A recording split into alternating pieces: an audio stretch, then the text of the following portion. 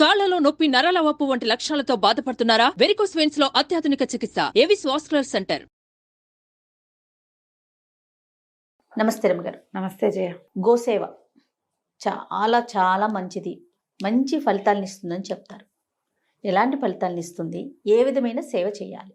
ఎలాంటి ఫలితాన్నైనా ఇస్తుంది అది. అంతే. గోసేవ అనగానే ఒకటి గుర్తొస్తూ ఉంటుంది జయ నాకు. చిన్నప్పుడు మేము 6th 7th క్లాసుల్లో ఉన్నప్పుడే రఘువంశం చదువుకున్నాం. రఘువంశం అంటే పేరు విన్నావు కదా, నువ్వు చాలాసార్లు నా దగ్గరే విన్నాను. మహాకవి కాళిదాసు రాసిన రఘువంశం. ఈ రఘువంశం పంచమహాకావ్యాల్లో ఒకటి. రఘువంశం చదువుకోవడం అంటే చాలా పెద్ద విద్య సాధించినట్టే. మరి పైగా ఈ రఘువంశం అంటే ఏమిటి? రాముల వారి వంశ చరిత్ర. మొదట రాముడు చెప్పబడ్డు. రామాయణం రాముడు కదా, రాముడికి ముందు వాళ్ళు వీళ్ళంతా. ఓకే, రాముడికి ముందే. ఈ కాళిదాసు గారిని తలుచుకుంటేనే గూస్ బంప్స్ వస్తాయి. అసలు ఆ శ్లోకాలను తలుచుకుంటే చాలా అద్భుతంగా ఉంటుంది. దాంట్లో రఘువంశంలో మొట్టమొదట దిలీప మహారాజు చేసిన గోసేవా వృత్తాంతమే ఉంటుంది. మనం ఇప్పుడు గోసేవ మనకి ఎన్నిటికి చెప్తారు? సంతానం కలగాలంటే గోసేవ, పాపాలు పోవాలంటే గోసేవ, పుణ్యం లభించాలంటే గోసేవ. ఈ మూడిటికి గోసేవ పనిచేస్తుంది. మనం ఎక్కడెక్కడ చేసిన పాపాలు పోతాయి గోసేవ చేస్తే. గోసేవ ఎలాంటివి? గోవుకి ఏదైనా పెట్టడం, గోవు గంగడోలు నిమరటం, గోవుకి పసుపు బొట్టు పెట్టడం, గోపృష్ఠానికి నమస్కారం చేసుకోవటం, గోపంచితం నెత్తి మీద చల్లుకోవటం, గోమయంతో ఇండ్లు శుద్ధి చేసుకోవటం. ఇవన్నీ కూడా గోసేవ కిందకే వస్తాయి. వీటితోటి ఇల్లు శుద్ధి అవుతుంది, పవిత్రం అవుతుంది, మన లోపల ఉన్నటువంటి కర్మక్షయం జరుగుతుంది. ఎన్నో చెప్తారు రకరకాలు.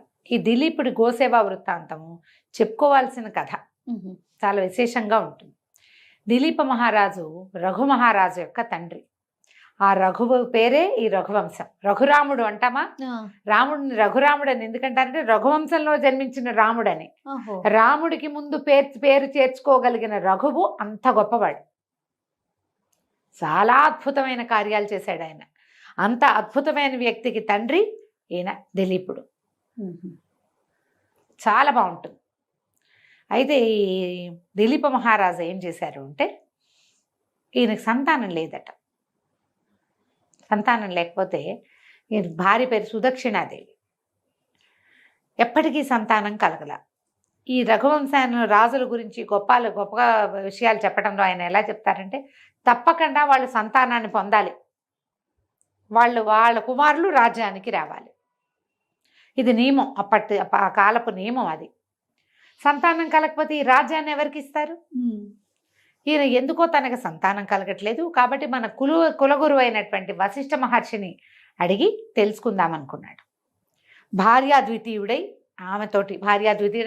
ఆమెతో కలిసి వశిష్ఠాశ్రమానికి బయలుదేరాడు. కథ మొదలవటమే ఇట్లా మొదలవుతుంది. ఈ రఘువంశరాజుల గొప్పతనాన్ని ముందేమో కాళిదాస్ గారు, నేను ఇంత పెద్ద విషయాన్ని చెప్పబోతున్నాను, ఇది చాలా పెద్దది, నేను పొడుగాటి వాడు మామిడి పండు కోసుకోవడానికి చెయ్యెత్తినట్టు మరుగుజ్జుమండి ఆయన, నేను కూడా ఆ పండు కోసం ఎగురుతున్నాను. అంటే పొడుగ్గా ఉన్నవాడు ఈజీగా పండు కోసుకుంటాడు. అవును. పొట్టివాడు ఎంత శ్రమ పడాలి, కష్టపడాలి కదా. ఆ పని నేను చేస్తున్నా అని చెప్తాడు. ఎందుకంటే ఈ రఘునామ అన్వయం వక్షే అని చెప్తాడు.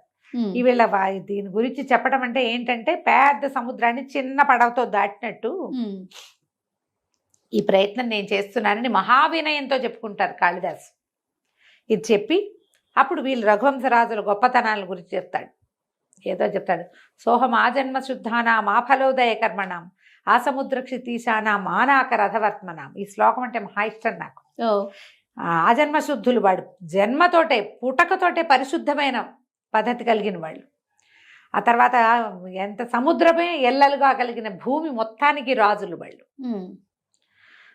తర్వాత జన్మశుద్ధనం ఆ ఫలోదయ కర్మణం, ఏదైనా పని మొదలు పెట్టారంటే చివరి వరకు చేస్తారు వాళ్ళు. ఫలితం కనపడే వరకు పనిచేసే లక్షణం ఉన్నవాళ్ళు. ఏదో మొదలు పెట్టడము, అది అవ్వలేదు అనుకో, ఆ పోనీ లేదు ఇంకోటి మొదలు పెట్టరు వాళ్ళు. మొదలుపెట్టిన పని టిల్ ద ఎండ్ చేసేవాళ్ళు. ఎంత అద్భుతమైన క్యారెక్టర్ కదా అది. మరి తర్వాత ఆనాక రథవర్త్మనం, ఆకాశం ఈ స్వర్గం వరకు రథం మీద వెళ్ళగలిగిన వాళ్ళు. అంత గొప్పవాళ్ళు. స్వర్గం ఎక్కడుందో మన కంటికి కూడా కనపడదు. దానికి వెళ్ళే దారులు తెలిసిన వాళ్ళు. అలాంటి వాళ్ళ గురించి చెప్తానంటాడు. ఎంత బాగుంటాయో శ్లోకాలు, భలే ఇంట్రెస్టింగ్గా ఉంటాయి. 6th 7th క్లాసులో చదువుకున్నవి అవి మర్చిపోలేదు. అదే అంత చిన్నప్పుడే ఇంప్రెస్ చేసిన శ్లోకాలు అనమాట. ఆయన బాగా రాస్తారు. కాళిదాసు అంటే అద్భుతం, మహాద్భుతం అంతే. అయితే ఈ దిలీప మహారాజు గురించి చెప్తూ ఈయన ఏం చేశాడు, భార్యతో కలిసి బయలుదేరి వెళ్ళాడు. ఆ బయలుదేరి వెళ్ళే దారంతా వర్ణిస్తారు. అక్కడికి వెళ్ళిన తర్వాత వశిష్ఠ మహర్షిని కలుస్తారు. వశిష్ఠ మహర్షి ఏం చెప్తారంటే, ఈయన అడుగుతాడు, నేను సంతానం లేదు, నా పితరులు నేను ఇచ్చేటప్పుడు నేను ఇస్తుంటే నేను ఇది వదులుతాను కదా, తర్పణాలు విడిచేటప్పుడు వాళ్ళు చాలా కష్టపడుతున్నారనిపిస్తుంది. ఏంటి వీడిస్తున్నాడు, వీడి తర్వాత మాకెవరిస్తారు నీళ్లు అని నా పితృదేవతలు బాధపడుతున్నారు. నాకు అట్లా అనిపిస్తోంది. నా కోసం సహాయం చేయి, నువ్వే మాకు గురువి. నా సంతానాన్ని పొందే మార్గం, నాకెందుకు సంతానం కలగట్లేదో తెలియజేయి, సంతానం పొందే మార్గాన్ని తెలియజేయమంటారు. అప్పుడు వశిష్ఠ మహర్షి బాగా ఆలోచించి ఆయన తపశక్తితోటి ముందు తెలుసుకుని ఏం జరిగిందో, నాయన ఒకనాడు నువ్వు ఇంద్రుణ్ణి చూడ్డానికి వెళ్ళావు స్వర్గానికి. వెళ్ళి తిరిగి వస్తుంటే కామధేనువు కల్పవృక్షపు నీడలో తన సంతానంతో వేంచేసి ఉంది. అక్కడ ఆమెకి నమస్కారం చేయాలి. కామధేను అంటే మొట్టమొదటి ఆవు, సురలోక గోవు, కోరిన కోరికలు ఈడేర్చేది. ఆమె తన పుత్రికతోటి అక్కడ ఉంది, సంతానం ఉంది కామధేనువుకి. ఆమె అక్కడ కూర్చుని ఉండగా నువ్వు నమస్కరించకుండా వెళ్ళిపోయావు. నువ్వు ఎందుకు వెళ్ళిపోయావు? భార్య ఋతుస్నాత అయి ఉంది అంటే అప్పుడు మనం ఇదేమని చెప్తాము, మనం సేఫ్ పీరియడ్ అని చెప్తాం కదా. పూర్వకాలపు పద్ధతి ఎట్లా ఉండేదంటే, కరెక్ట్గా పీరియడ్స్ అయ్యి ఆవిడ స్నానం చేసి ఉన్నప్పుడు అప్పుడు గర్భధారణ అవకాశాలు లభిస్తాయి. కాబట్టి ఆ సమయంలో తప్పకుండా భార్యా సంగమం చేయాలి, అది నియమం. ఆమె తన కోసం వేచి ఉంటుందని ఈయన వచ్చేసాడు. నువ్వు వచ్చేసావు, ఆవిడ నీకేసి చూస్తోంది కామధేనువు. తనని చూడకుండా, సంతానంతో ఉన్న నన్ను చూడకుండా ఏ పని మీద ఇతను వెళ్తున్నాడో ఆ పని ఇతనికి అవ్వదు అని ఆమె అనుకుంది. శపించిందని పెద్దగా చెప్పబడదు అన్నారేమో, నాకు అట్లా అనిపించదు. నన్ను చూడకుండా ఏ పని మీద వెళ్తున్నాడో ఆ పని అవ్వదు, అంతే చాలు. నీకు సంతానం కలగలేదు నాయన అంటే అని నువ్వు ఆమెను సేవించాలి. భగవంతుడు నీకు ఇచ్చిన అవకాశం ఏంటంటే, కామధేనువు యొక్క పుత్రిక అయిన నందిని మనకి ఇక్కడ హోమధేనువుగా ఉంది. హోమధేను అంటే హోమానికి కావలసిన పాలు, పెరుగు, వెన్న, నెయ్యి అన్నీ ఆమె నుంచే వస్తాయి. మన ఆశ్రమంలోనే ఉంది.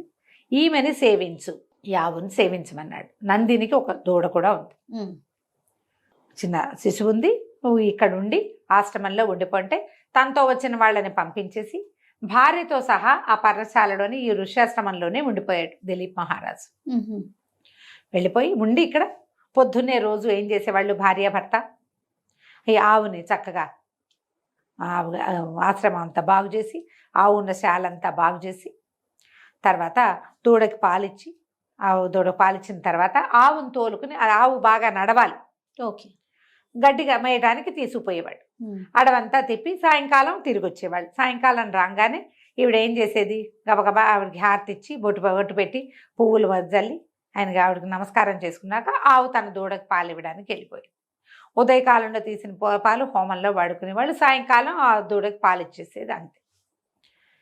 కొన్ని రోజులు ఇక్కడ ఉన్నారు, 3 వారాలు ఉన్నారట. 21 days అని చెప్తారు.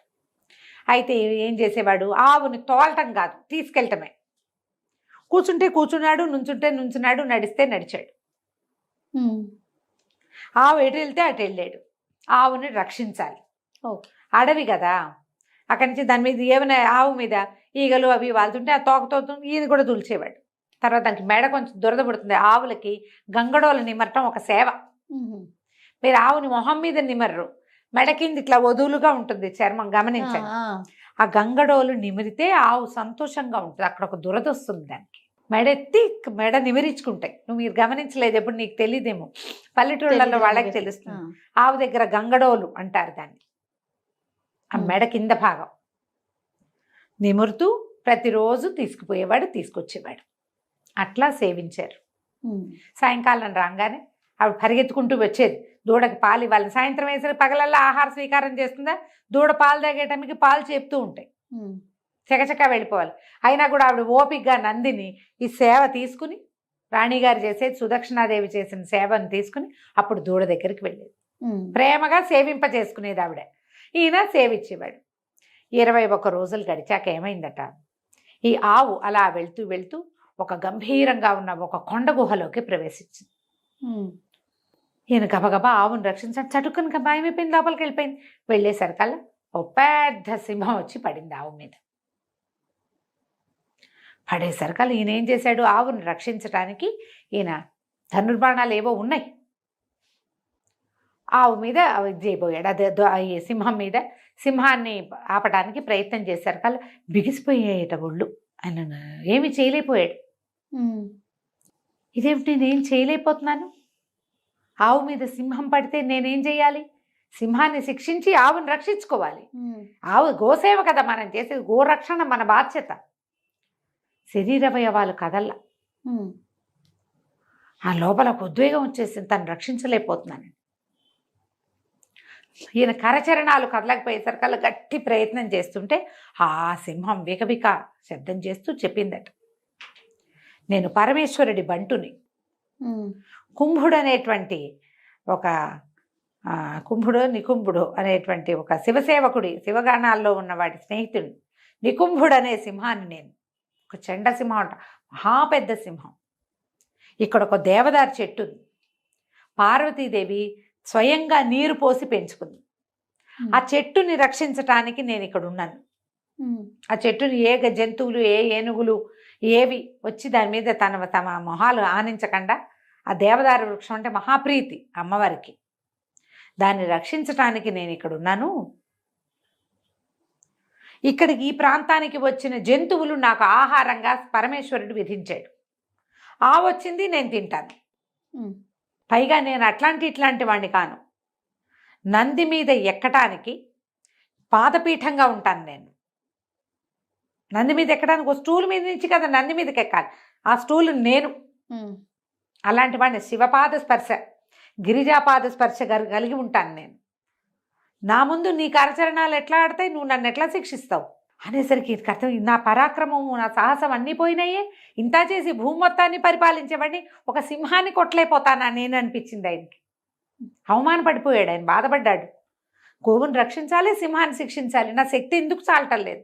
అప్పుడు పరమేశ్వరుడి దగ్గర ఉన్న సింహం అనేసరికి మరి భగవంతుడి ముందు నేనెంత వాడిని, భగవంతుడి పాదసేవ చేసుకునేటువంటి సింహాన్ని నేనేం చేయగలను. కానీ అప్పుడు ప్రార్థన చేస్తాడు, నీకు ఆహారం కావాలి, నేనేమో గోవును సేవించాలి, గోసేవ కోసం నన్ను నేను సమర్పించుకుంటాను, నన్ను తినేసేను, నీకు ఆహారం నేనైపోతా, గోవును వదిలిపెట్టు. సాయంత్రానికి గోవు వశిష్ఠాశ్రమానికి వెళ్ళిపోతుంది.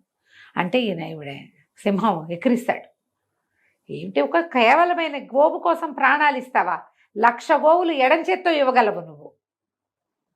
భూమండలానికి రాజంటే భూమి మీద ఉన్న ప్రతి ఆవు నీదే కదా, ఆ గోదానం చేయగలిగిన సమర్థుడివి. ఒక కేవలమైన గోవు కోసము నువ్వు నీ ప్రాణాలు అర్పిస్తావా అంటే కాదన్నాడు. గోవు కేవలమైంది కాదు, భూమితో సమానమైంది. పైగా మా గురువు యొక్క గోవు, హోమధేనువు. ఈమెను రక్షిస్తానని నేను ఒప్పుకుని ఇన్ని రోజులుగా ఆమెను సేవిస్తున్నా. రేపు నా వంశానికి బీజం పడాలంటే ఈ సేవే నాకు ఫలితం లభిస్తుంది.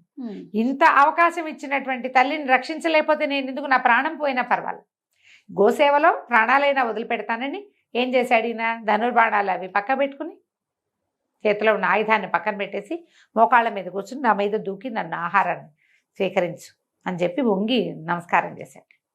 తన మీద ఏమీ పడలేదు. నందిని ధేను మాట్లాడింది, దిలీప నీ సేవకి మెచ్చాను, ఇది నేను కల్పించిన మాయే లే అని చెప్పిందట ఆవు. ఆవిడెవరు, కామధేను యొక్క పుత్రికే కదా ఈ ఆవు. సింహం లేదు అక్కడ, కొండ గుహ కూడా లేదు. లేవతీసి వెనకాల తీసుకెళ్ళిపోయి ఆ తర్వాత ఆయనకి సంతానం కలిగింది. ఈ సేవ చాలు, నేను సంతృప్తురాలని అయ్యాను. మా అమ్మకి కామధేను యొక్క ఆమెకు నమస్కారం చేయకుండా నీకు ఏర్పడిన కర్మంతాలకు ఫలితం పూర్తిగా పోయింది, నీకు సంతానం కలుగుతుందని ఆశీర్వదించి పంపించేసింది. రాజు రాణి వెనక్కి వచ్చాక ఆ రాణిగారి గర్భవతి అయింది సుదక్షిణాదేవి. తర్వాత వారికి సంతానం లభించింది. ఎంత బాగుంటుందో జయ, అద్భుతంగా ఉందండి. అసలు వినటానికే వీళ్ళు అడవికి వెళ్ళే ప్రయాణంలో ఉండేవి కూడా ఎంత బాగా వర్ణిస్తారో. ఆవిడ ఆవును ఎట్లా ఎట్లా సేవించారో, ఈ కుంభోదరుడు ఎట్లా వచ్చాడో, ఆ సింహము, దాని వర్ణన అద్భుతం. అమోఘంగా ఉంటాయి. చాలా బాగుంటుంది. రఘువంశంలోని మొదటి ఘట్టమే గోసేవ వృత్తాంతం. చిన్న వృత్తాంతాలే ఉన్నాయి మాకు, చిన్నవే ఉన్నాయి. తర్వాత ఇంటర్మీడియట్లో కాలేజీలో చెప్పినప్పుడు కూడా నేను ఇది చెప్పాను. గోసేవ చేస్తే మనకి సంతానానికి మంచిది, సౌభాగ్యానికి మంచిది, కర్మక్షయం కలుగుతుంది. తర్వాత ఎక్కడా తీరని సమస్యలు ఉంటాయి కొన్ని జయ. ఆ గుడికి వెళ్తాం, ఈ గుడికి వెళ్తాం, పూజ చేస్తాం, ఎంతో తీరదు. అవి గోసేవతోటి తీరుతాయి. ఏదో ఒక వస్తువు తీసుకెళ్ళి సమర్పించేసామా, ఆహారం పెట్టామా అని కాకుండా స్వయంగా గోవుని ముట్టుకుంటే చాలా రకాల పాపాలు పోతాయి. మనం కొన్నిసార్లు దేనివల్ల ఈ పని అవ్వటం లేదో మనకు అర్థం కాదు. అవును, దేనివల్ల ఇలాంటి సమస్యలు వస్తున్నాయో తెలియదు. అలాంటప్పుడు కనుక గోసేవ చేయటం. అయితే ఈ గోసేవ అంటే నేను ఒక దేవాలయం దగ్గర గోవులకి పెట్టడానికి వెళ్తే ఇంత కట్ట చపాతీలు ఉన్నాయి అక్కడ పక్కన పడేసి. ఏమిటి అంటే జీటీఎస్ కాలనీ టెంపుల్. అబ్బాయి చెప్పాడు, అమ్మ వద్దంటే వినరు, మీరేమో టీవీలలో చపాతీలు పెట్టండి, అవి పెట్టండి, దీనికి ఇది పెట్టండి, అది పెట్టండి అంటే వాటికి పడదమ్మా. 2 ఆవులు చనిపోయినాయి పిచ్చి తీళ్లతోటి, ఎంత చెప్పినా వినరు. చపాతీ ఒక చిన్న ముక్క, ఇంత ముక్క పెడితే సరిపోదా, కట్టలు కట్టలు తెచ్చి పెట్టేసేస్తారు, వాటికి ఏం తెలుస్తుంది, తినేస్తే జబ్బులు చేసేస్తాయి. ఆవుకి ఇవి పెట్టకూడదు అని నియమం ఉంటుంది. నేను ఉలవలు పట్టుకెళ్తాను జయ ఎప్పుడైనా ఒకసారి. ఉలవలు ఒక రోజంతా నానబెట్టి మర్నాడు ఉడకబెట్టి ఒక 3 గుప్పెళ్ళు అన్ని ఉలవలు పట్టి తీసుకెళ్తాం. దీనికి పెట్టద్దు అంటే దానికి పెట్టం, అమ్మ దానికి పడదమ్మా పెట్టకండి, ఈ ఆవుకు పెట్టండి, అవి తింటుంది. కొన్ని మాకు వద్దంటాయి, ఒప్పుకోవు, కొన్ని ఆవులు తినవు. నాకు తెలగపిండి పెట్టాలని ఉంటుంది. ఊళ్ళల్లో మేము తెలగపిండి పెట్టేవాళ్ళం. తెలగపిండి అంటే మా ఇక్కడ అలవాట్లేదమ్మా, అవి తినవు, పెట్టకూడదు అంతే. అవి తినని వాటిని పోనీ వాటికి జబ్బు చేస్తుందని తెలిసినప్పుడు పెట్టచ్చునా మనం? జాగ్రత్తగా పెట్టకూడదు. అవేమిటో చెప్పాడు, అవేవో కాయలు కాయలుగా వచ్చేస్తాయట ఒంటి మీద, పాపం. అయ్యో, చాలా బాధపడతాయి. మీరు గోసేవ చేస్తే ఏదో పుణ్యం వస్తుందని గోవులకు పడని ఆహారాలు పెట్టకూడదు. సంరక్షకుడు లేకుండా మీరు పెట్టకండి. పక్కన వాడు ఉండి, ఒక మనిషి ఉంటాడా, ఎవరో గోసేవ సంరక్షణ చేసేవంటాడా, ఈ ఆవుకి ఇవి పడవమ్మా అంటే నేను పట్టుకెళ్ళాను కాబట్టి పెట్టాల్సిందేనని అనుకోకండి. ఇంక వేటికైనా పెట్టండి, ఎవరికైనా దానం చేసుకోవచ్చు కదా. గోసేవ చేయండి అనగానే ఇలా అయిపోతారు. చూసి జాగ్రత్తగా పాపం మూట కట్టుకోకండి. పుణ్యం సంపాదించే క్రమంలో పోయి పుణ్యాన్ని పోతే పాపం ఎదురైందని ఆ పని మాత్రం చేయకండి. వాటి మరణానికి కారణం ఏమిటి? ఇంకేముంది, మన సేవ అదే కదా, గంగలో కలిసినట్టే, మొత్తము పాపం వస్తుంది కదా. చూసుకుని చేయండి. గోసేవ వల్ల చాలా మంచి ఫలితం లభిస్తుంది. తప్పకుండా రమ్మగారు. నమస్తే. నమస్తే. సుమన్ టీవీలో మీ పర్సనల్ అండ్ బిజినెస్ ప్రమోషన్స్ కోసం కింది నెంబర్కి కాంటాక్ట్ చేయండి.